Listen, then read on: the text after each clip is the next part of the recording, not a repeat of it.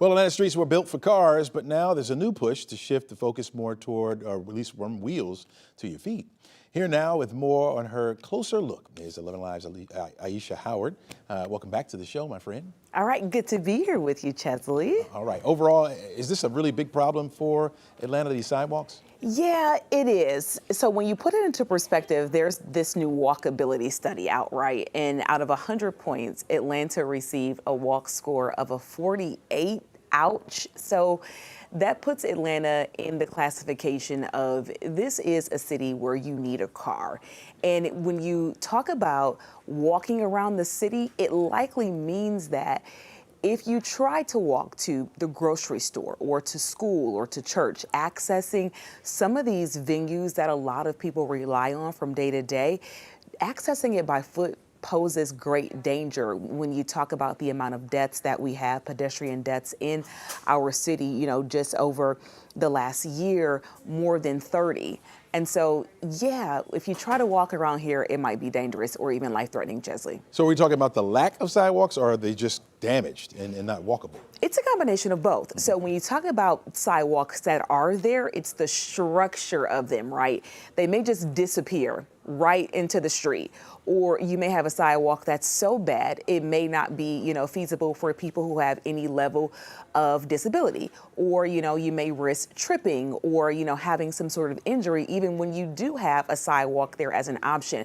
But I think one of the biggest areas of issue is that where you do have the sidewalks, it's just the really sharp cutoff. And it's like, oh, well, that's over. So now I have no choice but to get into this busy road to get my kid to school or to get home from the bus stop. All right, so the city has a plan in motion. What's the details behind that? So it's really extensive, right? It's called the Move Atlanta Forward program. And then under that umbrella is called Vision Zero. So when you talk about Move Atlanta Forward as a whole, that plan is a $196 million plan. So that makes you think this is pretty robust. This is going to be addressed.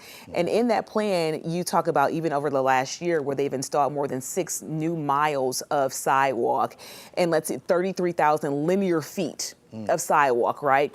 And then you talk about 159 ADA ramps throughout the city.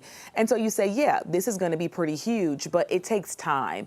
And a lot of people would say, for example, if this is an issue on your route or on your path, you want to see this done like yesterday, right? Right. So are there any particular areas in the city that are more concerned than others? Yeah, and it's really those busy corridors. And I think that's another part that makes Atlanta not that walkable, because a regular street in your neighborhood can sort of look and feel like a highway.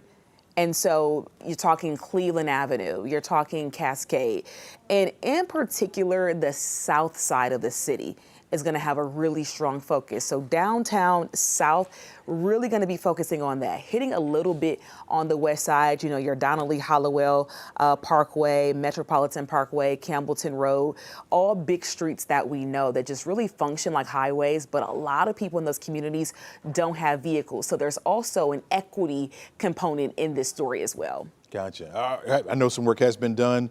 How much work has been done, and is the city satisfied with what they're seeing so far? So I think they're hopeful.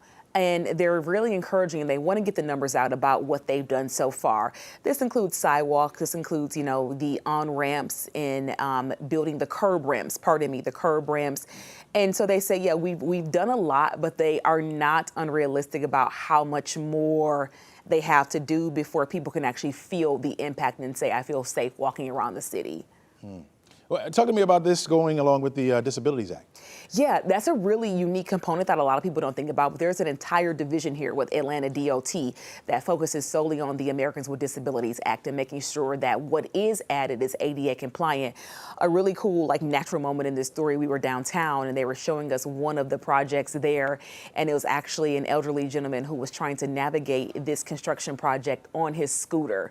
And so just making sure that whatever they do also benefits that community as well. Again, making it that equality and equity plays a role in the entire project. Sounds good. Aisha Howard, thank you so much for bringing us the story. Some good information to know.